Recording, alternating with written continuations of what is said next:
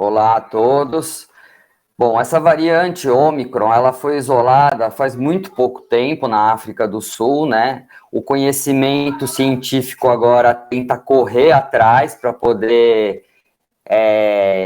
ver se ter, aprender sobre ela, né? Isso não é instantâneo. Então já se começaram a fazer os testes se as vacinas funcionam para essa variante ou não, e vai ter que ver o comportamento dela nas populações. O que se sabe, assim, aparentemente, por enquanto, né, ainda é muito cedo, mas são mais baseados em relato dos médicos que atenderam esses casos, começa a sair notícias, né, aos poucos, é que ela é uma variante que tem uma transmissibilidade maior do que a Delta, que vem dominando o mundo, né, até agora, e ela começou a ganhar espaço. Então, isso mostra que ela tem uma transmissibilidade maior, bem maior. Agora, em relação à gravidade da doença, o que parece é que ela tem gravidade menor, ela causa casos mais leves, né, principalmente nos vacinados. Agora, ainda é tudo muito cedo, o conhecimento está começando agora, né, e isso vai ao longo dos dias e das semanas é que nós vamos conseguir identificar essas situações, que vão começar, esses relatos com acompanhamento, vão começar a identificar realmente como vai ser o comportamento dela. O que ainda, né, você citou a Europa, Estados Unidos, ainda a cepa predominante é a Delta, né? O que eles têm de diferente em relação à nossa situação é que aqui a gente tem muito mais gente vacinada do que lá. Então, eles têm uma população, uma porcentagem muito grande que ainda não tem a vacinação completa. Então, isso facilita, né, a disseminação desse vírus. Essa nova variante tem um número elevado de mutações, né? Talvez até isso tenha despertado tamanho interesse por parte das pessoas. Como o senhor disse, os estudos são preliminares, ainda são poucos casos, inclusive, para se estudar, mas existe um receio de que, por conta desse número de mutações, talvez as vacinas que até agora apresentaram, como o senhor disse também, segundo os primeiros relatos, um fator que ameniza, né, os sintomas da doença. Existe um certo receio de que as vacinas não consigam identificar esse vírus e oferecer a proteção que se espera, né? Uma efetividade. Principalmente na tal da proteína spike. Para quem está nos assistindo, o que é exatamente essa proteína spike e por que as mutações nela seriam tão relevantes quando se fala em vacinas, por exemplo? Bom, essa proteína spike é uma proteína, né, que tem na superfície do vírus, que é por onde ele entra nas células do nosso corpo, né? E as vacinas, elas são partes dessa spike, né? São proteínas dessa parte do vírus, que o nosso sistema imunológico, quando a gente toma a vacina, identifica isso, produz anticorpos. O número de mutações nessa proteína spike torna ela muito preocupante, por conta de que, por alterações nessa proteína, os nossos anticorpos podem não reconhecer, não conseguir encaixar nessa parte do spike, né, dessa vesícula, e aí não consegue grudar os anticorpos, digamos assim, e ele não funciona, né? Então, a grande preocupação é essa. Por enquanto, ninguém sabe o que realmente acontece. Os testes estão acontecendo pelos laboratórios que produzem as vacinas, né? E outra coisa que é muito importante, a nossa imunidade não é baseada simplesmente nesses anticorpos, né? O nosso sistema imunológico é muito mais do que isso. Na verdade, existem outros tipos de anticorpos que vão ter ações contra o vírus, e existe também um tipo de imunidade que chama celular, que não é medida pela produção de anticorpos.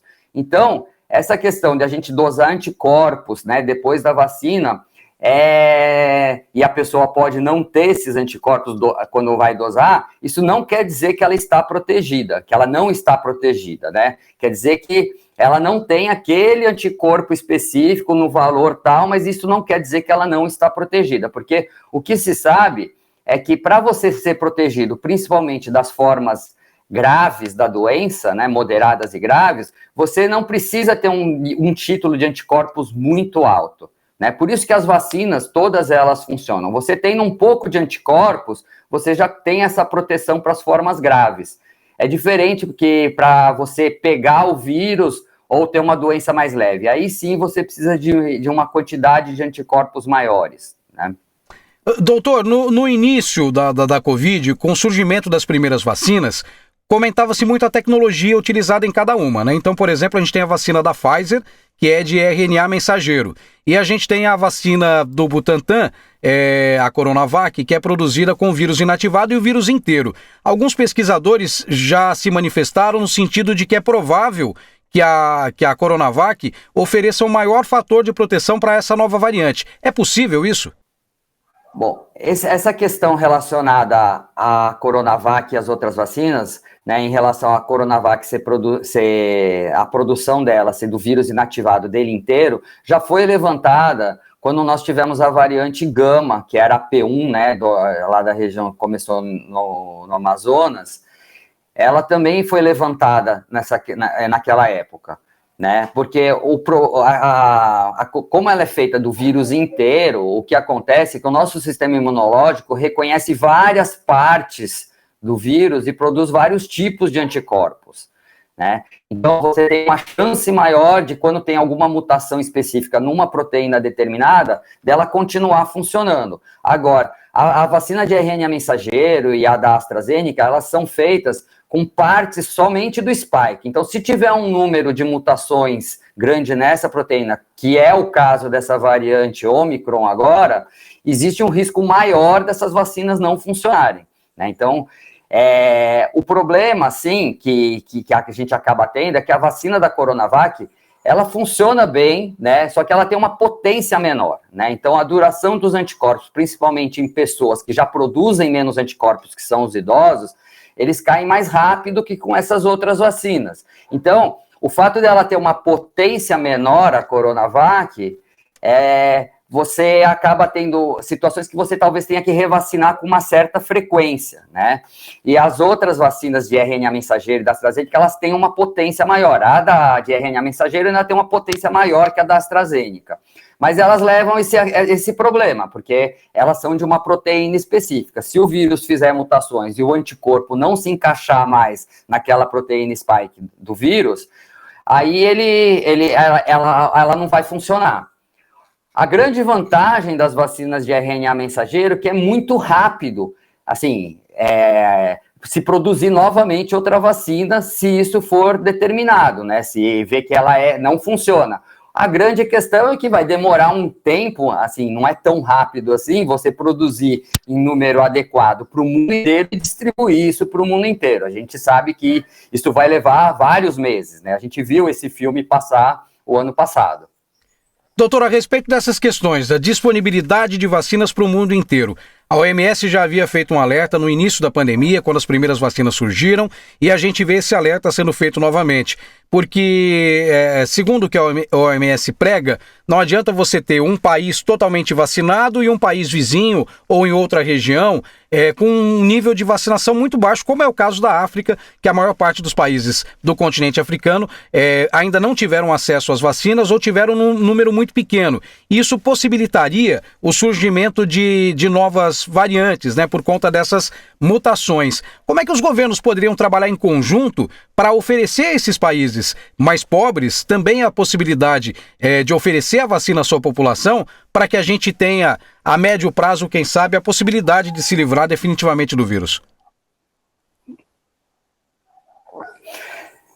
Isso seria muito importante, né? Porque enquanto nós tivermos uma população muito grande não vacinada, em bolsões, assim, que é a África, que a grande maioria da população não está vacinada. Eu estava vendo uma notícia que na Argélia, se eu não me engano, que é uma população de 200 milhões de habitantes, acho que é o maior país da África em população, eles têm, acho que 1,7% da população com um esquema vacinal completo.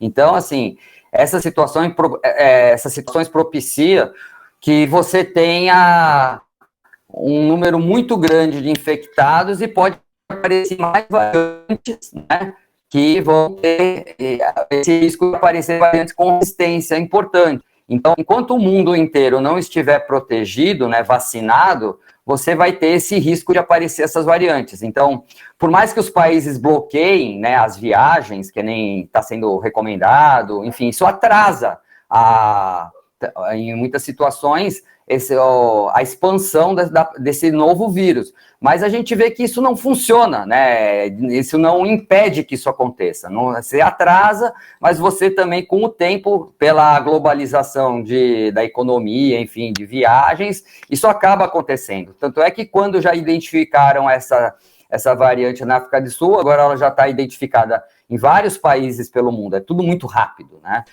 Antes de identificar ela, já se viram que na Holanda esse vírus já estava presente antes dela ser identificada pela própria África do Sul.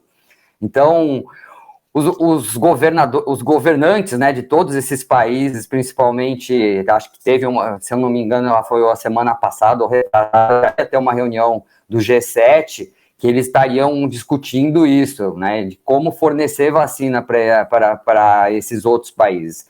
E, na verdade, é uma preocupação muito grande, né, enquanto a Europa, Estados Unidos, enquanto eles cria ambiente para ter essas variantes, né, por isso que eles estão com esse momento difícil lá da pandemia, a tal da quarta onda lá, acontecendo, e sendo tão importante, né? Porque tem muita gente não vacinada. Doutor, a gente está gravando essa entrevista no sábado e nesse momento, né, no sábado, nós já temos alguns casos dessa nova variante identificados aqui no Brasil, no estado de São Paulo e também no sul do país. São poucos casos ainda. Eu gostaria de saber do senhor que tipo de recomendação o senhor pode fazer para as pessoas. Estamos no final do ano, momento em que as famílias costumam se reunir por conta das festividades de Natal, de Ano Novo. Aqui no Litoral Norte, a gente deve receber um grande número de visitantes em função da temporada. Que tipo de cuidado as pessoas devem ter nesse momento? São os mesmos cuidados com as variantes anteriores? Os cuidados ainda servem? O senhor acredita que seja necessário ou prudente, digamos assim, ampliar, retomar aqueles cuidados? Porque a gente percebe que muita gente deu uma aliviada nos últimos tempos, né, na questão de uso de máscara, o álcool em gel a gente já não vê um uso tão frequente. É prudente que a gente retome os cuidados que se tinha inicialmente, logo no surgimento da Covid? Não, com certeza. Eu acho o seguinte, né, apesar da pandemia ter melhorado muito aqui na nossa região, no estado de São Paulo, no Brasil, nós ainda temos um número importante de casos, né, aqui mesmo em Ubatuba, toda hora a gente recebe pulando, né? Apesar de muito menos casos graves, né, por conta da vacinação, tem uma diminuição do número de casos, mas agora, com a entrada dessa nova variante no Brasil, nós ficamos muito preocupados. Acho que as pessoas têm que ficar preocupadas, porque a gente não conhece exatamente qual vai ser o comportamento dela com a vacina ainda, né? E o melhor jeito da gente impedir que ela tome uma dimensão maior é continuar com os mesmos cuidados.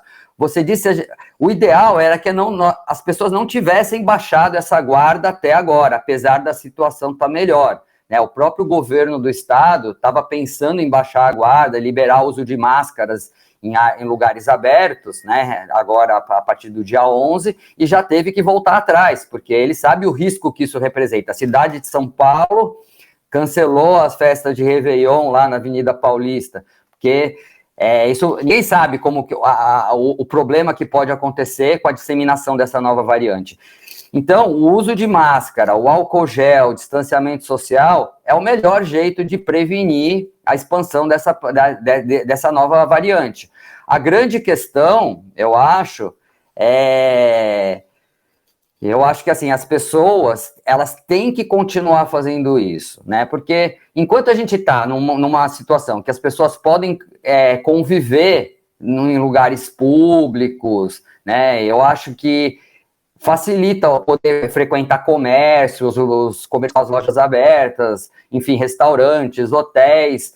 Se as pessoas continuarem se cuidando, usando máscara, tendo responsabilidade, usando álcool gel, evitando aglomerações, eu acho que tem chance de a gente conseguir passar por essa situação nova sem ter um grande estrago, né, digamos assim. Vai que essa variante, ela toma uma dimensão maior. Então, acho que se a gente mantiver os cuidados, reforçar esses cuidados, né, eu acho que a gente tem grande chance de manter essa situação, porque se a gente relaxa, começa, que nem já está acontecendo, como você mesmo disse, corre o risco de depois ter que fechar tudo de novo. Eu acho que é muito melhor as pessoas estarem circulando de máscara, usando algum álcool, não fluar. Agora, se a coisa desanda de uma vez, aí a gente tem que voltar tudo atrás, né? Eu acho que é um retrocesso acontecer isso. Então, eu acho que as pessoas devem ter muito mais responsabilidade nos seus atos, né? Você falou de festa de finais de ano. Eu acho que a gente está numa situação que a coisa está um pouco melhor. Então, você encontrar alguém da família, sei lá, um amigo ou outro, fazer um churrasco com poucas pessoas, até eu acho que poderia ser aceitável, né? De preferência em lugares abertos, quando puder não estar comendo, de repente estar de máscara, né? Agora, se a gente começar a ter festas e ter aglomerações, eu acho que a gente pode perder o controle da situação e a coisa pode desandar. Então, eu acho que as próprias pessoas que ficam, às vezes, desrespeitando essas regras que elas não foram, né, suspensas até agora. Então, na verdade, as pessoas estão desrespeitando as regras e não reforçarem isso daqui para frente, eu acho que corre o risco de a coisa retroceder e piorar para todo mundo de novo. Então, eu acho que os comerciantes, enfim, os donos de hotéis, têm que exigir, né, que as pessoas usem máscara. Eu fui para um hotel no começo do mês, eu fiquei assustado, porque o hotel não fazia nada com as pessoas entrando em elevador sem máscara. Eu achei uma coisa absurda. E você acaba criando, às vezes, até uma situação de confronto, um risco de briga desnecessário, né? As autoridades, eu acho que tem que ter uma força maior, uma mão mais pesada, e eu acho que tem responsabilidade de todos, né? Que os comerciantes, enfim, quem são os donos dos lugares onde são frequentados, eu acho que tem que exigir isso das pessoas, e as pessoas têm que ter responsabilidade ao circular por aí, porque senão as consequências são para todos, né? E a outra questão é a vacinação, né? A gente sabe que a vacina, até agora, tem protegido e muito bem. A situação da gente estar numa situação tão melhor aqui na nossa região, no Brasil, é a grande proporção da população que está sendo vacinada. Então, eu acho que a gente precisa tomar a dose de reforço quando tiver na hora, tem que tomar a segunda dose quem está atrasado, e quem não tomou tem que tomar a sua dose, né, o esquema completo. Enfim, tomara que a vacinação de crianças aconteça o mais rápido possível, porque a gente vê que o vírus, ele vai procurando pessoas vulneráveis, né, então começa a ter um deslocamento do vírus para as crianças também, porque elas não estão vacinadas até agora, né, abaixo de 12 anos. Então, eu acho que tem que ser um esforço de todos, não tem jeito. Em grande parte da Europa, onde estão ocorrendo esses novos casos, a chamada nova onda, como o senhor falou, os movimentos anti-vacinas ainda são muito fortes. Como é que surgiram esses movimentos, doutor? Acho que deve ter várias explicações, né? Enfim, teve até cientistas que fizeram artigos no passado que eram fraudulentos, favorecendo a situação. Enfim, eu acho que na verdade, eu acho que a questão é muita falta de informação, né? As pessoas acabam falando, que tem mercúrio, que tem isso na vacina, que tem aquilo. Um amigo meu, inclusive, me mandou um vídeo, doutor, essa semana. Um vídeo falando da presença de alumínio em quantidade elevada em uma determinada vacina, a vacina que ele tomou, ele ficou preocupado. Mas com qual intuito as pessoas disseminam essas informações? Hoje, com a internet, muito mais facilmente.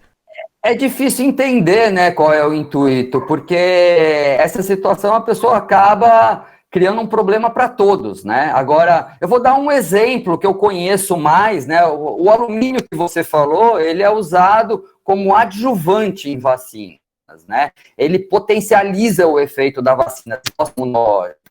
Então, e é uma dosagem mínima, né? Então, tudo isso assim, um leigo escutando tem alumínio na vacina. Então parece que é uma coisa absurda. Não teria intuito em você querer prejudicar as pessoas. Isso é feito no mundo inteiro, esses estudos, em países, inclusive, de primeiro mundo. Agora, teve uma situação, por exemplo, com a vacina tríplice viral, né, que é sarampo, cachumba e rubéola, há décadas atrás, né, que um cientista fez um artigo falando de que essa vacina causaria autismo, né? Isso foi na Inglaterra, enfim, eu não lembro exatamente, década de 60, 70, não lembro agora, né? Mas eu sei que isso causou um estrago muito grande, né, na população. E depois de muitos anos, acho que 30 anos depois, ele veio a público pedindo desculpa, que isso não era verdadeiro, né? Então ele causou isso, e eu não sei se esse foi a primeira situação que levou essa rejeição, né, às vacinas, mas você vê que mesmo na história do Brasil, né, você tem a vacinação de febre amarela na época Sim. de Oswaldo Cruz, as pessoas, teve uma guerra de vacinas, né, assim, as pessoas se recusavam a tomar vacinas até naquela época. Então, isso tem uma história. Mas eu vi uma discussão muito interessante, né, no meio médico esses dias, e eu achei muito legal a colocação que fizeram, né, que o Brasil sempre tem as particularidades, né, e uma das particularidades que eles adotaram aqui é que aqui, mesmo os negacionistas, digamos assim, que são contra a vacina, enfim, eles tomam vacina aqui no Brasil. Toma. Então, isso é uma particularidade do Brasil, porque lá fora esse movimento é muito mais forte. Apesar desse esforço, né, enfim, do nosso governo acabar tentando denegrir a imagem das vacinas nessa situação, a gente vê que o povo tem essa cultura, né? O programa de vacinação do SUS sempre foi muito forte, foi uma conquista, né? Ao longo dos anos, também não foi da noite para o dia. E a gente tem que tomar muito cuidado para manter isso, porque você vê o benefício que a gente está tendo de estar podendo a população assim ser vacinada. E eu acho que é o principal motivo, né? Podem ter outros motivos, mas com uma força menor, para a gente estar nessa situação tão melhor do que a gente estava há 6 meses atrás, né? Foi principalmente quando essa vacinação começou a expandir, depois de julho, né? Junho, julho, que a gente começou a ter essa queda do número de casos progressiva. E uma queda bastante expressiva, realmente, né? Após a vacinação. Só para a gente fechar, doutor, uma outra preocupação que surge também com essa nova variante, a Ômicron, é a respeito da facilidade, né, de transmissão, de contágio, como o senhor disse.